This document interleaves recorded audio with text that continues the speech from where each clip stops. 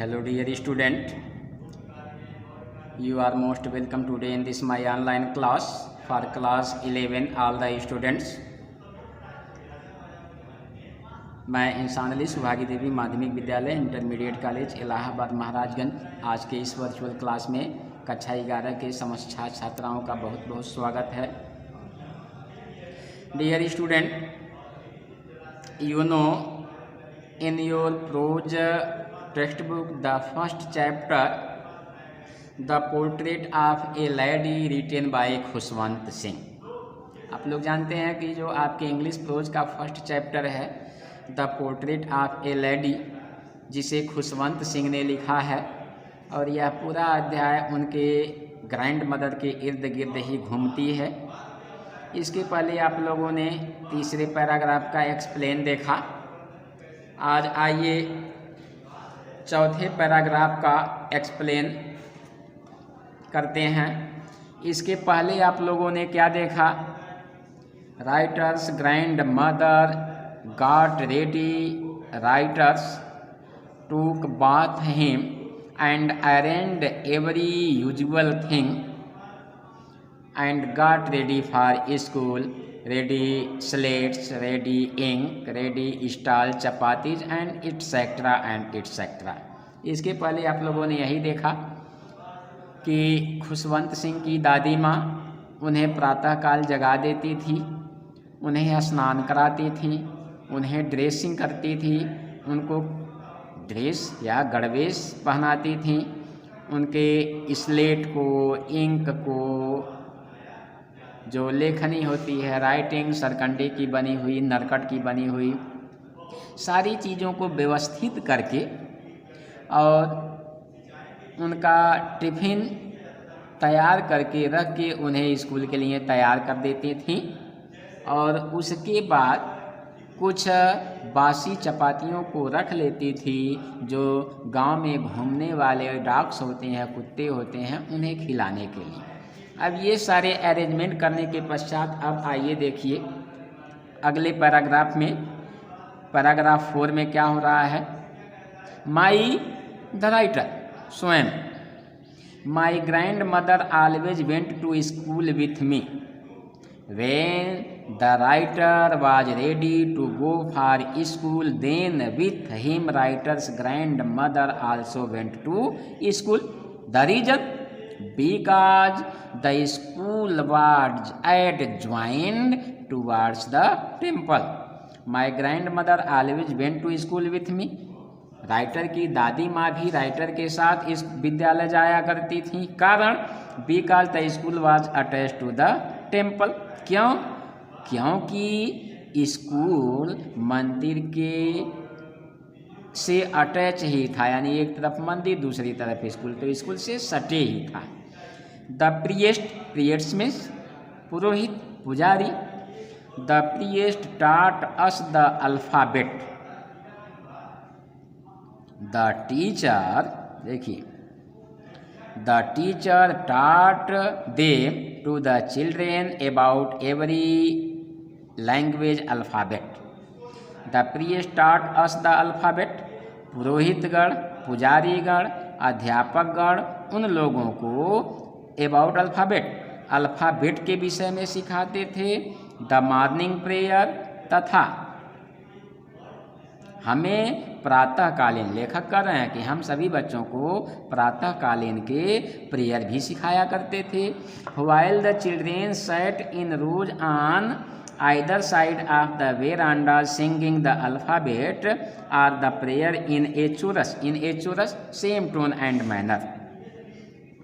When all the students sat in the corridor and learned about alphabet and sang prayer, while the children sat in rows on either side of the veranda, जब बच्चे बरामदे में दोनों ओर बैठे होते थे, singing the alphabets और मिलकर वर्णमाला, और the prayer in the chorus, अथवा प्रार्थना गाते थे.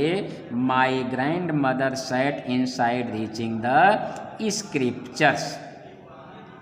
स्क्रिप्चर्स रिलीजियस बुक, रीड पढ़ना, My grandmother sat inside reading the scriptures. Then at the moment when all the students were praying God, were learning alphabet, then at the moment writer's grandmother sat inside the temple and read religious book. देखिए, my grand mother said inside reading the scriptures, तो मेरी दादी माँ अंदर बैठकर धार्मिक पुस्तकों का पाठ करती थी, धार्मिक पुस्तकें पढ़ा करती थी. When we had both finished, when our time has over, जब हम दोनों का कार्य समाप्त हो जाता था. When we had both finished, जब हम दोनों अपना अपना काम पूरा कर चुके होते थे. We would walk back together. Then at evening time we returned home. We would walk back together, तो हम लोग दोनों साथ साथ घर की ओर चल देते थे. This time the village dogs would meet us at the temple door. When we started our journey from school and temple to our home, जब हम मंदिर और स्कूल से अपने घर को चल रहे होते हैं तो उस समय क्या होता है. This time the village dogs would meet us at the temple door. तो गांव के जो कुत्ते होते थे हमें मंदिर के द्वार पर ही मिल जाते थे. They followed us to our home growling. Come to growling. लड़ना झगड़ना, गुर्राना. Growling, गुर्राना. Fighting, लड़ना with each other for the chapatis we threw to them. They followed us to our home. When we started our journey from temple, from school to home, then in the home way the village's dogs growled and fought with each other for those chapatis which we threw before them. They followed us to our home growling and fighting with each other for the chapatis we threw to them. तो वे कुत्ते जिनके सामने हम लोग रोटियां डालते थे, चपातियां डालते थे, वे उनके लिए लड़ते हुए, गुर्राते हुए हमारे पीछे आते थे. So in this way your 4 paragraph was over. I hope you will be understand my language. आप ट्राई करिएगा, कोशिश करिएगा कि ज़्यादा से ज़्यादा वर्ड इंग्लिश के ही यूज हों. And after then the 5th paragraph. Come to next paragraph. 5th paragraph. When my parents were comfortably settled in the city, when in very comfortably way the writer's parents settled in the city, जब writer के माता पिता restful वे में आराम से शहर में बस गए. They sent for us. देखिए, दे सेंट फॉर अस, तो उन्होंने हमें बुलावा भेजा, हमें बुला लिया. That was a turning point in our friendship. When they called us, then this time was the turning point for both me and my grandmother. हमारी मित्रता में यहीं से एक मोड़ आया. मेरी यानी राइटर के तथा राइटर के दादी माँ के मित्रता में यहीं से एक टर्निंग पॉइंट आया, यहीं से एक मुड़ाव आ गया. Although we shared the same room, although it shared सहभाग करना, the same room, यद्यपि we, देखिए, although we live in the same room, in the same corridor, यद्यपि हम लोग एक ही कमरे में रहते थे. My grandmother no longer came to school with me. Yet my grandmother did not used to go to school with me. फिर भी मेरी दादी माँ मेरे साथ विद्यालय नहीं जाया करती थी. I used to go an English school in a motor bus. I have taken admission in an English school by my parents, so I used to go to an English medium school by motor by bus. मैं बस से अंग्रेजी माध्यम के school में पढ़ने जाता था. There were no dogs in the streets, and although when I used to go to school by bus, then I did not see any dog in the roadside in the street.